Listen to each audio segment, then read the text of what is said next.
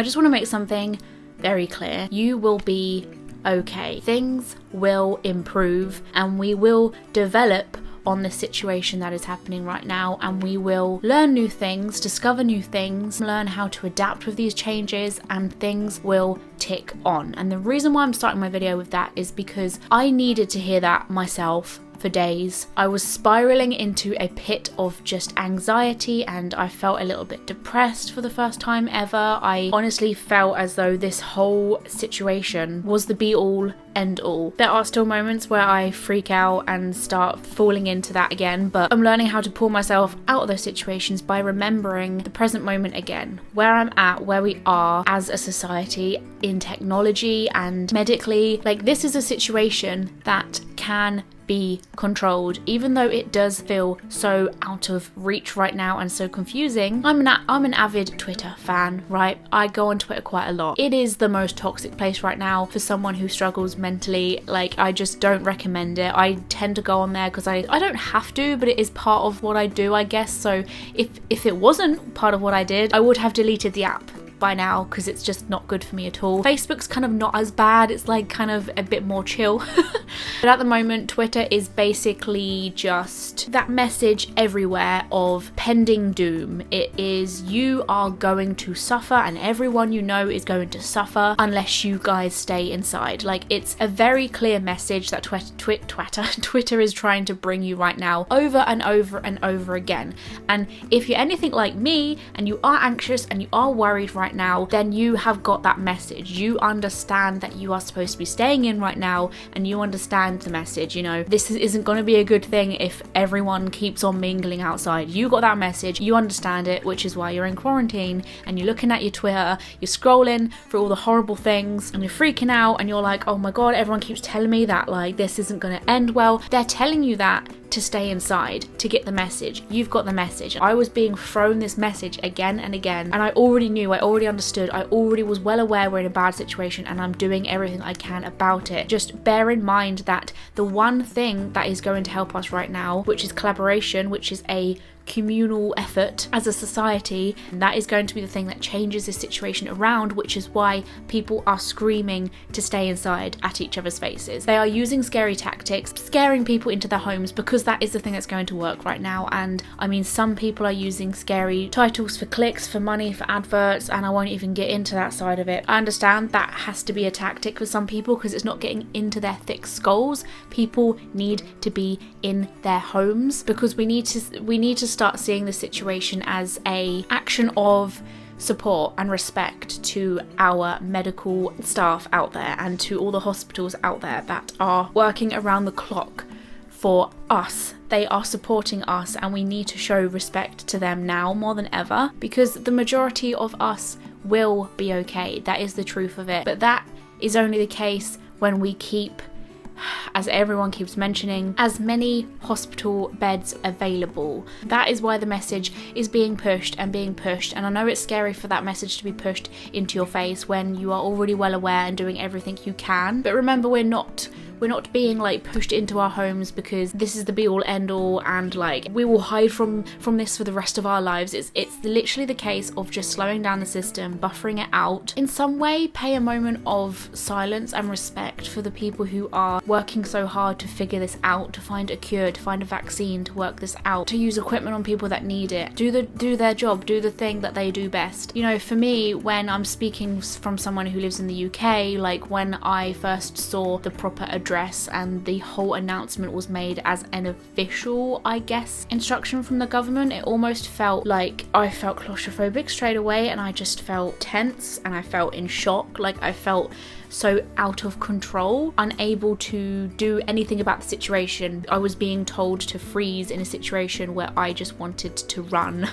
What's really helped for me is to see the bigger picture and understand that things like this can be under control if we just use a collaborative effort effort. I basically wanted to make a video of all of the things that I felt like I needed to hear and I felt like people might need to hear too, and I thought if I could sign on to YouTube right now and see a type of video, what would I want them to discuss and say and cover? Honestly, this past week has felt like the scariest situation I've ever been in, and some of you may say that's very dramatic, but that is the way I feel. That's just honesty. It's very kind of comforting to be living with someone right now who feels a lot more grounded, and he keeps me, you know, sane and on top of facts and things, and I want to kind of use a bit of that. Use a bit of facts, use a bit of comfort, use a bit of rationality to pull you guys through if you feel yourself spiraling, and that is something that I keep on doing. I feel good one minute and the next minute I'm down there again. This video has no harm. It comes from no intentions of harm. Anything that I say in this video, I'm aware there are still people who are suffering right now.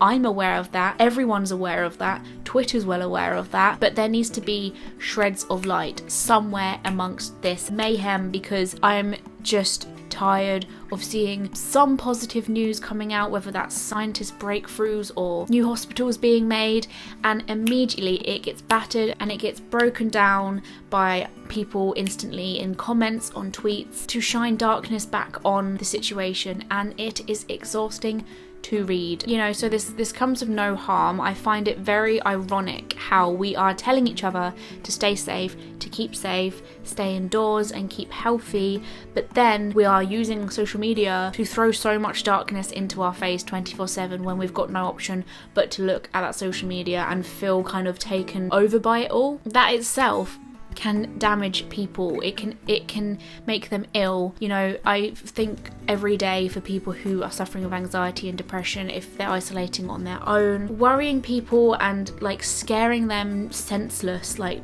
mindless, damages immune systems, and you're trying to get them to stay in so they can be healthy. Like, that's not the definition of making someone healthy. You need to make sure you're careful with the things you're saying online. You're not spreading any fake news and news that is just going to scare people shitless. Like, some of it doesn't even have a point to it. Like, some people will just say comments to freak people out, to make them feel like hopeless entirely, and not realizing how damaging that can be to someone who lives on their own or someone who is on the brink. We're staying in to keep ourselves healthy, and ironically I feel like a lot of people are actually getting very ill from just the thought itself of the madness happening around us. And that anxiety and that panic is infectious. It is more infectious than a virus, and it batters our immune system. You know, our body can react to things subconsciously when our conscious mind doesn't even know it, such as the fight or flight response to things. That kicked in when everyone realized how serious this was. The fight or flight response is basically when your brain realizes there's danger, and it pumps your body with adrenaline. That is designed for you to kick you up the butt, basically, to make sure you run the hell out of this dangerous situation and get out, or fight it. So it's basically to like use your energy up. But the ironic thing is we're being asked to do the exact opposite. We're frozen solid. We're being told to stay, triggering that part of our brain that's like, but there's danger, why aren't you leaving? Your brain is essentially freaking out in its attempt to protect you. So you should thank your brain for doing well and for doing its thing. I will be leaving links to breathing techniques down there which can really help you, and although some of you might like eye roll and sigh and say breathing techniques don't work, like I have, you know, the world's worst anxiety and whatever, these techniques are used by US military officers. People at war use these techniques. People who are face to face with death every single day, who go to bed fearing their lives, use these techniques to help calm themselves. And if it works for them, if that's how they're trained to calm themselves, I'm sure as heck it will likely work for you. So I'll leave a link to some of them because I'm not going to really be discussing those really. What those techniques will do is send kind of like messages to your brain to tell it that there isn't anything to run from, like it's fine, there isn't danger. Another way to do that as well is to keep yourself busy doing activities and just keeping yourself busy in general. I know you might not be like up for it, and you might at first be like, I can't think of anything else, like I can't get into anything truly. Like if you find yourself deep into a puzzle, a book, a game, podcast, some like old box sets, like a TV series, colouring in, or like organising an at-home photo shoot with yourself, you'll find yourself in the middle of that, slowly kind of just easing away from anxiety, because that's your brain going, there is no danger here, you know, we're focusing on other things here. There isn't this feeling of pending doom anymore, and you'll be able to get on with your day a lot easier. I know it's scary, but we are just being asked to stay at home. Like, if we think about our great grandfathers that were ripped from their family to go out at war, they had no choice.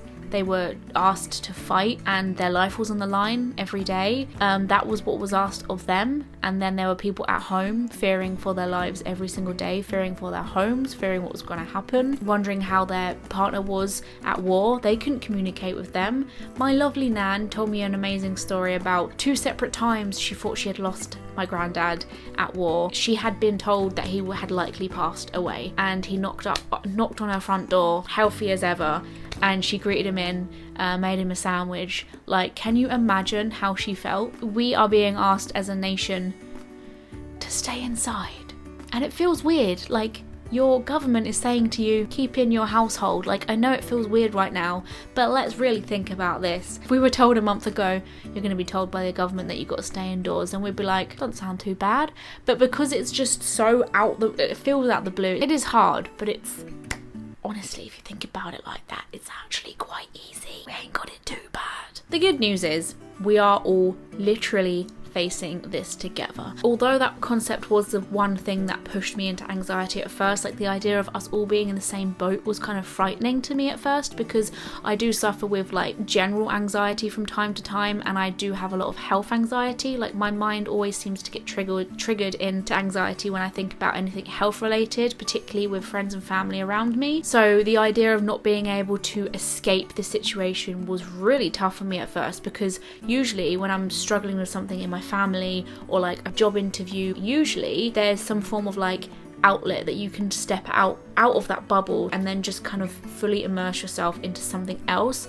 Like, if I'm having trouble with family and I'm sad about something that's happened in my family, I can then escape with friends and I can forget about it for the day. Whereas this situation, everywhere you turn, you're bombarded with it. Everyone's talking about it. No one is out of the situation, so you can't get that full experience of stepping out. So that kind of like freaked me out a little bit. It felt very kind of claustrophobic and exhausting. But on the flip side of things, we are all in this together, in the sense of everybody is understanding right now. Everybody understands and is supporting each other and holding each other at this time. There is more content available out there online than ever before, so we're being bombarded with lots of media to watch. We're being so entertained, unlike back in the day. We were asked to stay safe in our homes, and all people could do was to twiddle their thumbs and, I don't know, listen to the radio while reading the newspaper. There are live streams, YouTube videos, TikTok videos, fresh memes.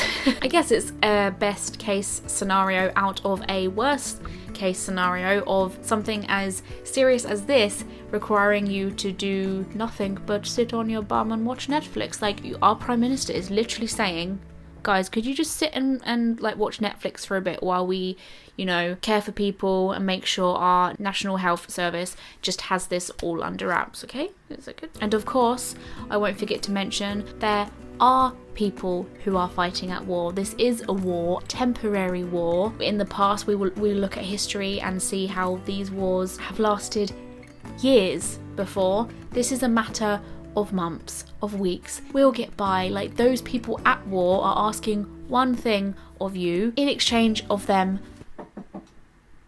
risking their lives, and that is to stay at home and chill. They want you to stay at home and chase those happy hormones, find a good mental health and physical health, because they are wanting you to keep healthy so they can use hospitals for the people that really need it right now. After some time, relying on electronics will get probably a little bit boring, which is very surprising to hear. Like, can you imagine being so bored of just scrolling endlessly on social media. How many times have you had to force yourself to stop scrolling on social media so you could get up and go to work, and now you're like, I don't want to scroll on social media anymore, I want to go to work. So it's really important for you guys to be finding use for your hands again, and that will help with your brain too, and doesn't kick in those fight or flight hormones again. Craft, bake, sew, draw, paint, model, garden, mend things, tidy. You'll find a lot more escapism in a big book or getting lost in sewing than you will scrolling through social media. I promise it. Just find a nice balance between the two, that's for sure, because social media is a massive advantage right now that we can all make use of. How wonderful is it that we're able to connect with people still? Like, we're not, like I said, back in the day, stuck without electronics and just having to stare at a wall or stroke your dog 12 to 100 million times a day, which doesn't sound too bad, but we can connect with anyone we want. There is actually a website I will leave for people who want to volunteer helping the NHS ring people who feel quite lonely during self-isolation. So if you don't want to go outside and support people during this time, particularly if you're a vulnerable person, you don't want to be leaving the house, and you can't be leaving the house if you're a vulnerable person, you can actually sign up to talk to people on the phone if you would like that, to cheer someone up. It's basically a way to combat the loneliness that a lot of people are facing at this time. I've connected actually to more people than I have done in months. I've spoken to people that I haven't even spoken to in years. At one point I put out a Facebook status saying that I was struggling with things because there was so much conversation about the same thing everywhere I was looking, and it was really like, it was becoming such a struggle to see through. And I got so many messages from friends and family of just like their own kind of thoughts and how they were trying to say, look, like this is fine, it's not the end of the world, which is what I kept telling myself and my anxiety kept telling myself. And it made me think, like, it made me kind of more, it opened my eyes up to how there is always going to be someone there for me regardless of what happens, you know? Like, there are people who like rise to the surface again, if that makes sense. Like, you're so busy in your own lives and we've got our own things going on that we forget our support systems and the people that we have in our lives that will be there for us and will support us, our friends and family, if things get bad, when things get bad. And that's the wonderful thing for social media for those of you guys who don't necessarily feel connected with people in your real life. There are people online here too. Make friends. Oh my god, if any of you guys can chat in the comments and connect with people, make friends with people in your area and chat, that would be amazing. Like, give each other support systems right now. Like, that would be fab. Home spa is a really good idea. Now is the time to turn your normal rushed daily shower into a whole afternoon and evening, if you want to, routine of bliss. Like, go all out there, turn the lights off, get all your crystals out, get the music playing, do some meditating in the bath if you want, use all those face creams that you've kind of left go dusty under the sink because you've never had the time to try them all out, and use those bath bombs that you keep neglecting because you never have the time to do it in between work shifts. Bring back your love for the face mask, and self-care right now is going to be your best friend, and that's things like comfort books and comfort telly and comfortable blankets. They're calling out for you now to use them more than they ever have before. Like, that's what you bought them for. This is the exact moment that you bought all of those things for in the past. When I wrote the notes for this video, I just wrote as one single bullet point, vitamin D, because vitamin D is so key in keeping your spirits up and keeping your hormones happy and keeping you healthy in general when it comes to keeping your vitamins up. When the sun comes out, make sure you're just sitting on your doorstep, sitting in your garden or by the window, just laying and basking in that sunshine that's coming through the window. I'm now going to do the scary bit of this video that I've kind of been nervous about doing because I don't want to spread any false information. I've tried my very hardest to find these pieces of information from valid sources, and that is something I want to mention in this video too. Make sure you don't believe basically anything you read online at this point unless it is a proper, you know, valid news source. And the news that I'm about to go over is going to be very UK based because that's where I'm from, and I'm not gonna try and do news from every part of the globe because my head will fall off. I just basically wanted to share some nice things I found recently, some uplifting things, and at the same time remind you to really check your sources a lot more than usual. Like I'm really bad at that on a day-to-day basis anyway, but this whole situation has made me a lot more kind of clued up with stuff on the internet, and I didn't realize how quickly things can spread and misinformation can like fly around. Quite shockingly, now is the perfect time for trolls to gain those reactions that they attempt to gain all year round. People are very high alert and worried and will react to things a lot more than usual, and people are taking advantage of that, so bear that in mind. There are people out there that want that response, so they will do what they can to get that kick because they know people are a lot more vulnerable and nervous right now. And that also goes to say there's been some horrible texts and emails being sent of people pretending to be the NHS or HMRC or like the government asking for money during this time, and just be very careful if you're being sent links right now through text or email to do with anything that might involve you in inputting your bank information. Remember to tell your like older folk that, because our grandmas and granddads might not be aware of it as much as we are, or tell your mum and dad as well. Like honestly, it's so easy to believe some of this stuff. Titles are as sensational as ever, and that is something that I've really struggled with. I never usually struggle with proper sensational news article titles, but I have well and truly fallen into that hole, and I am just clicking on everything and anything, and this is when news sources are getting the most amount of money right now because people are just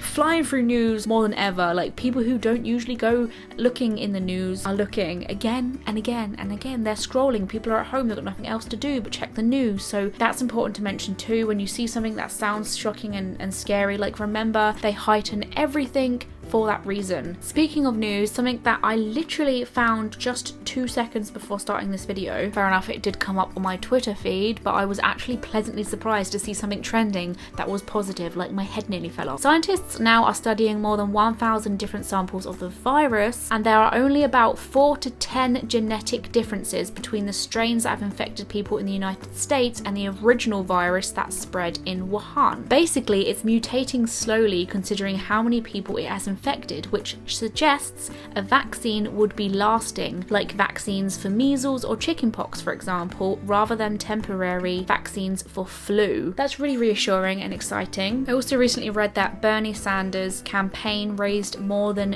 $2 million for several charities that are working to combat the virus. I believe that money's gone up by now. Those are charities such as No Kid Hungry, One Fair Wage, Emergency Fund, Meals on Wheels, etc. And speaking of charities, I was only saying to Adam tonight, like this whole situation has really opened my eyes. Can I just say, anyone watching this in the UK, like we are in such a privileged position on a day-to-day basis. Like our general day-to-day life is so peaceful and I miss it more than ever now, and it's made me realize how I took that for granted and how much more grateful I should have been. The fact that I can just step outside my house and go for a walk and just to feel safe, and it's made me a lot more like empathetic about other countries and wars and stuff going on elsewhere that I just literally just wake up in the morning and I'll admit I forget about, because you don't realize how much that must hurt to be in the middle of, and it's making me like want to donate more and help charities. And if I'm going to be honest, I don't think I'm the only one feeling this way. I think a lot of people have said the same thing this week. If I have to be the one who says it for everybody else, then so be it. I think that we do and we did forget our privileges, and not that I think that anything like this should ever have happened for us to have those brought back onto the surface.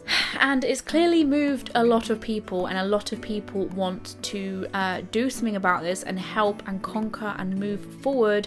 11,788 retired health workers have returned to the NHS to tackle the fight.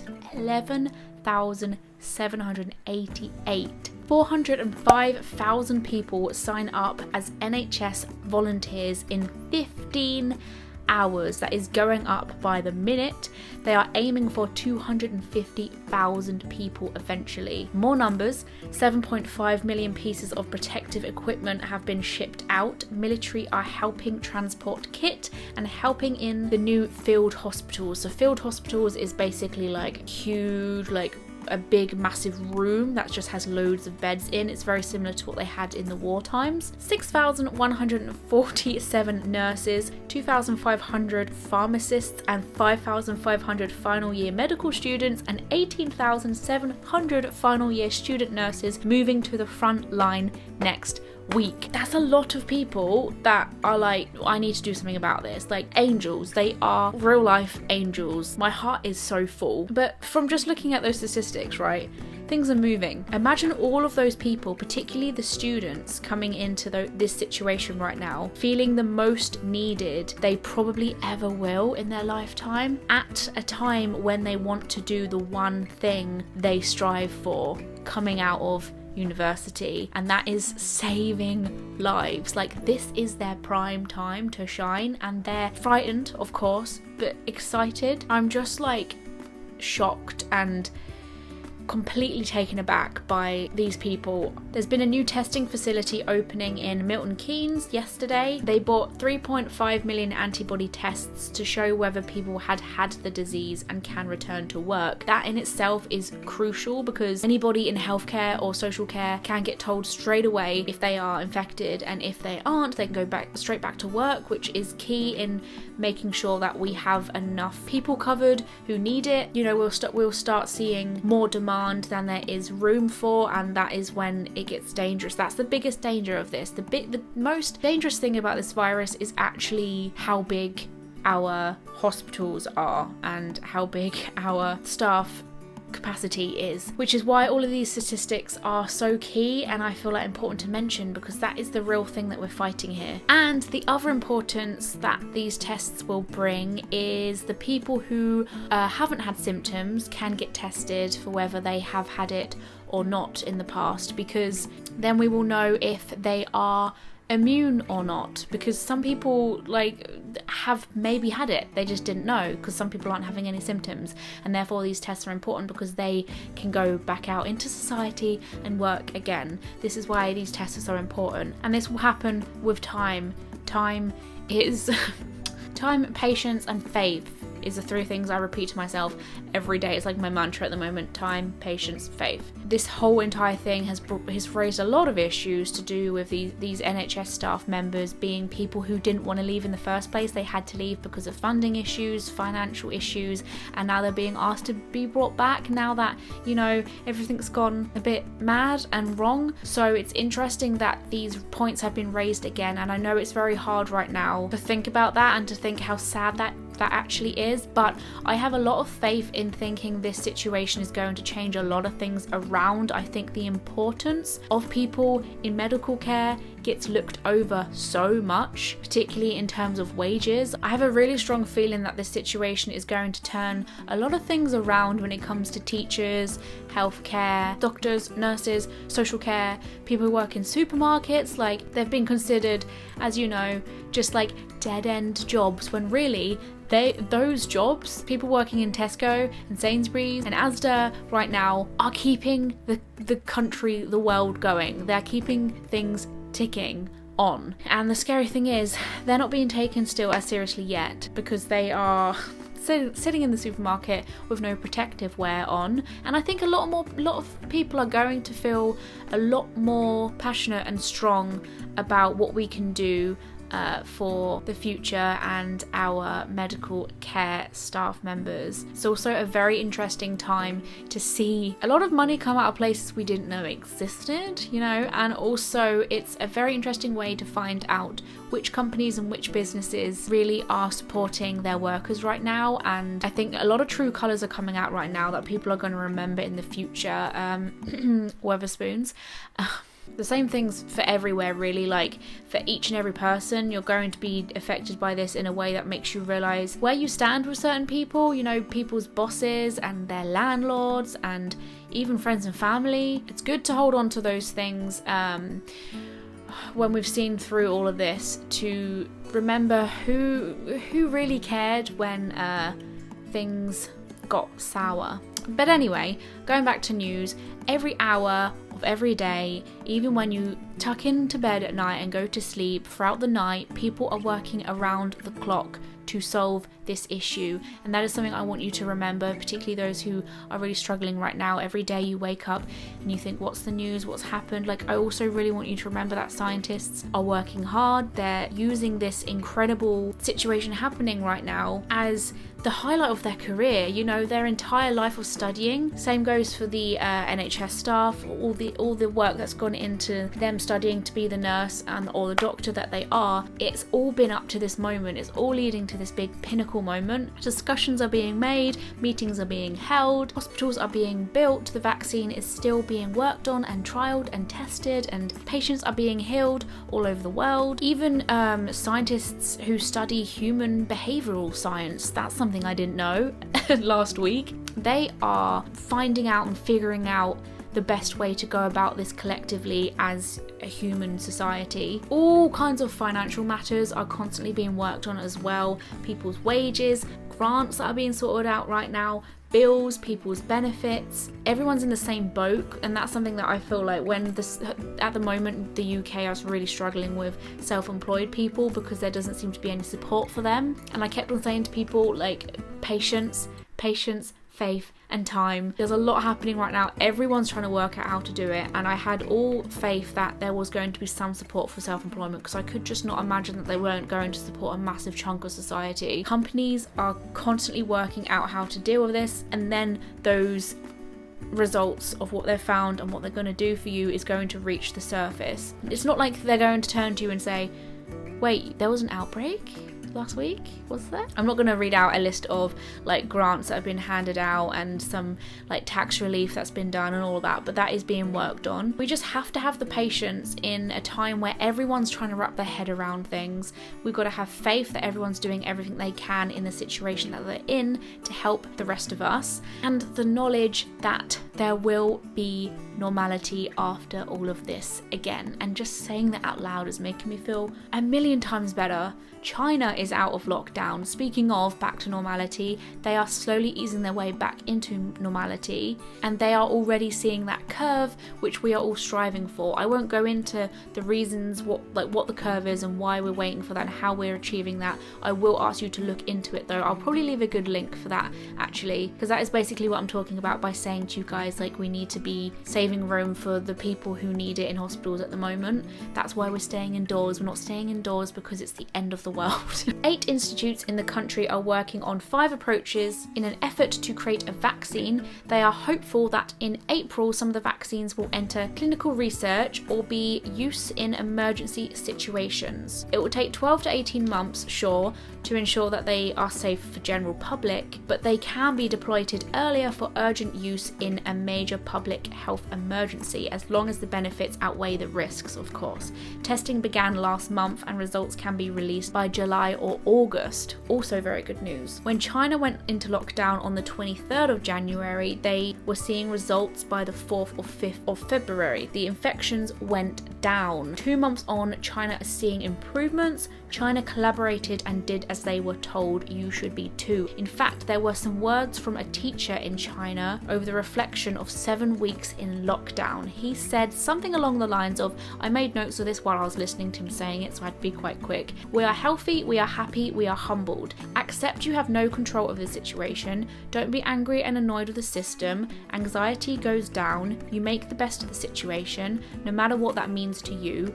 Accept that this is what it is and things will get easier. Try not to read too much media, it will drive you crazy. The sense of community has been wonderful. I can choose who I want to spend my energy on. The quality of my relationships have improved. Appreciate this enforced downtime. When do we ever have time to ourselves? You'll miss it when going back into the fast-paced normality. You learn to appreciate the little things. You will get through this. Listen to what you are told. Follow the rules. Look out for each other. There is light at the end of the tunnel. And lastly, I'm just going to finish off with some wonderful things that a terrible thing can bring. People are understanding right now more than ever. They are looking for areas that might need our help right now and might need our support right now. And the whole panic buying made us realize how much we rely on international sourcing. The hilarious thing is that we were hoarding on toilet paper when that is actually manufactured in this country, so we didn't actually need to be hoarding it, because that's the last thing. Toilet paper will be the last thing we run out of. It's made us think of the things that actually, how are we going to get that? That's from another country. Like, I never used to think that. When I wanted to order something on Amazon, I never thought, where's it coming from?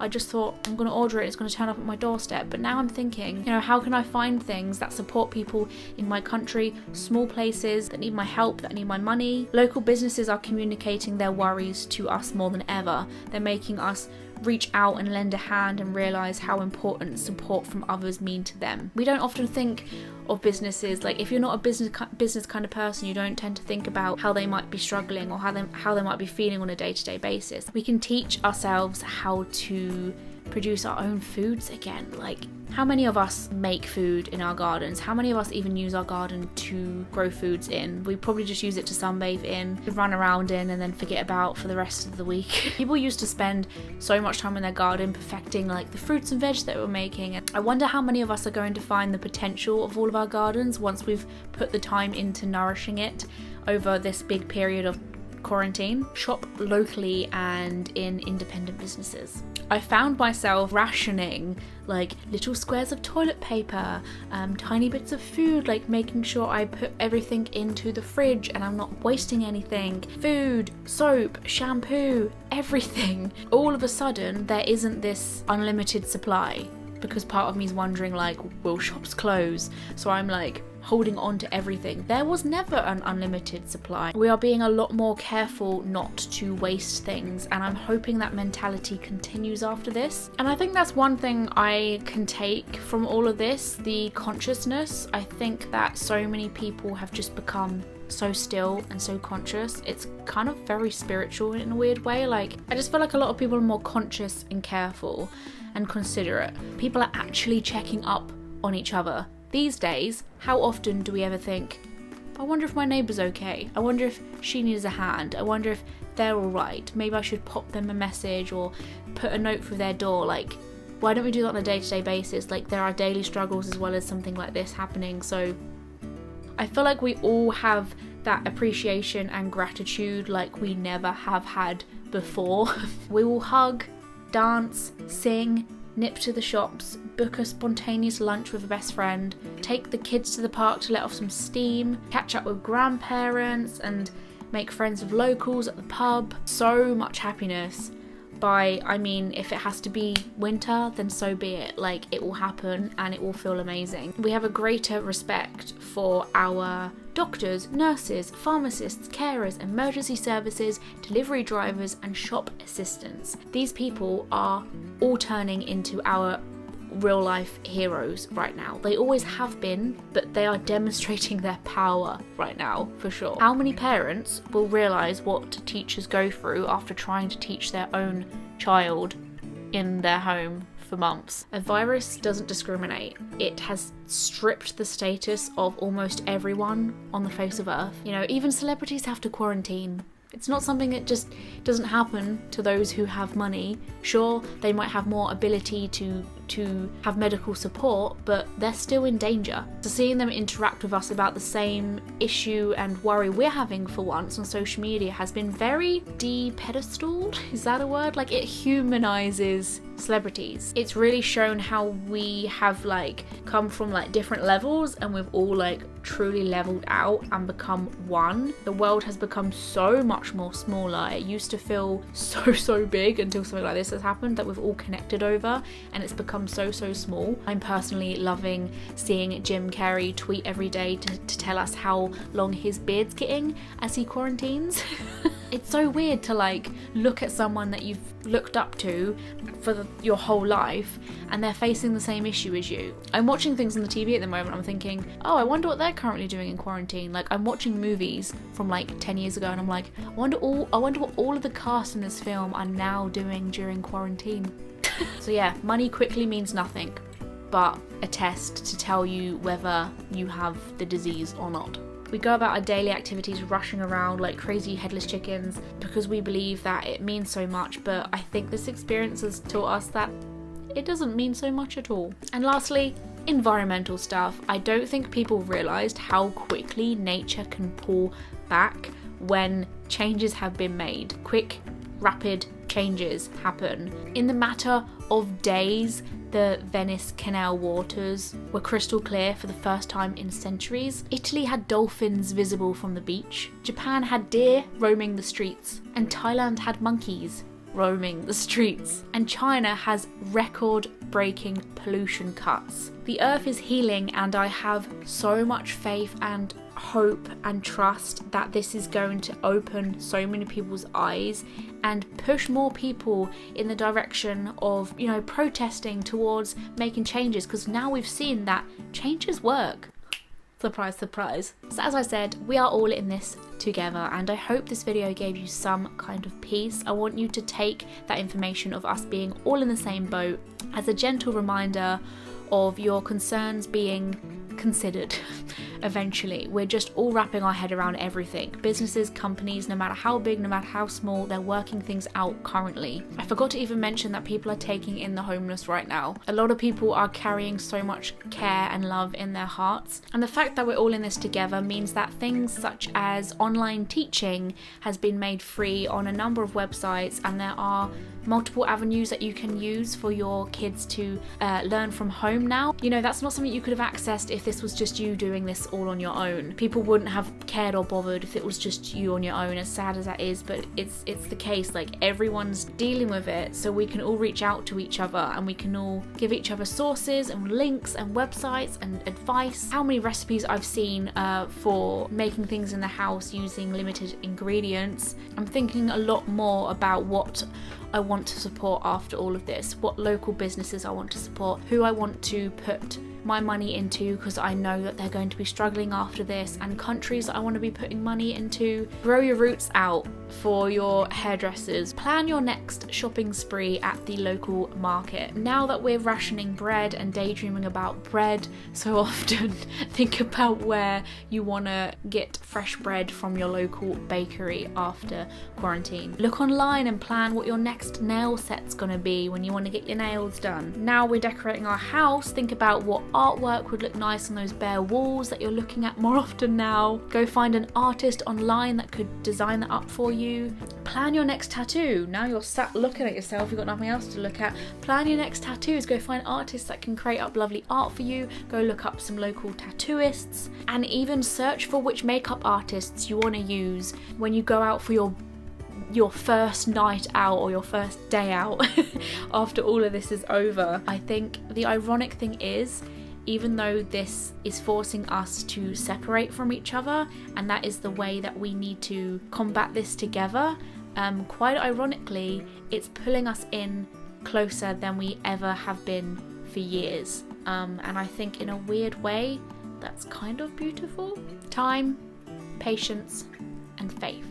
Those are love from my house to yours. I will leave links to different support lines that you guys can use, websites that you guys can use if you're struggling right now. Join me on social media such as Twitter, Facebook, Instagram, and I also stream live on YouNow. I also have tarot readings if you want to book any of those, particularly now. I would really, really appreciate that. And I have a Patreon. I'd also really appreciate that. Take care, guys. Stay safe and stay indoors. Remember why we're doing it. You can do it. You can do it, honestly. You're staying inside watching Netflix. Come on, you can do it.